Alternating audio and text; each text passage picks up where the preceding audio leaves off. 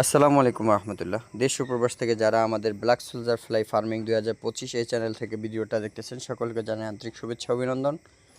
এটা হলো আমাদের লাভ কেস। এই যে কাঠের উপর পর্যাপ্ত মাছি বসে আছে। যদিও আমরা আমাদের ফার্ম এটা আমাদের অবস্থান থেকে খুব ভালো আছে আলহামদুলিল্লাহ। যারা অনেক বড় ফার্ম নিয়ে আসেন তারা তো তাদের মাছি এর চেয়ে বেশি থাকে। তো মাছি বিভিন্ন স্টেপে ফোটে, দেখা গেছে এখন ফুটতেছে, আবার মাঝে দু একদিন গ্যাপ থাকে, আবার মাছি ফুটতে থাকে, এভাবে চক্র বাই চক্র ফুটতে থাকে। এখন আলহামদুলিল্লাহ পর্যাপ্ত মাছি রয়েছে, আমরা আলহামদুলিল্লাহ পর্যাপ্ত ডিম পাই এখান থেকে।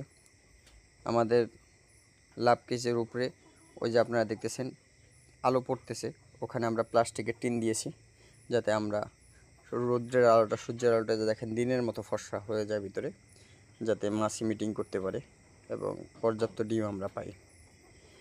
আর আমাদের ফার্ম আলহামদুলিল্লাহ খুব ভালোভাবে আমরা সফল হতে পেরেছি। সফল বলতে আমরা আমাদের চাহিদা অনুযায়ী উৎপন্ন করতে পারতেছি এবং এবং আমরা যে পরিমাণ উৎপাদন করতেছি এটা দ্বারা আমাদের দেশি মুরগিকে ব্যাকআপ দেওয়া সম্ভব হইতেছে আলহামদুলিল্লাহ।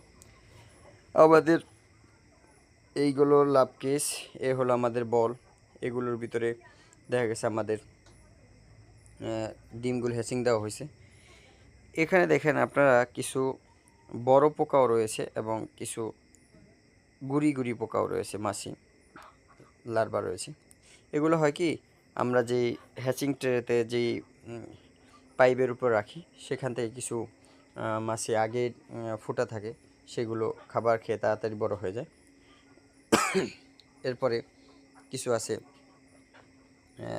পরে ফুটে, যার কারণে ছোট বড় হয়ে যায়, সমস্যা হয় না। এগুলো আমরা হাউজে ঢেলে দিলে আপনাদের দেখাবো ইনশাল্লাহ।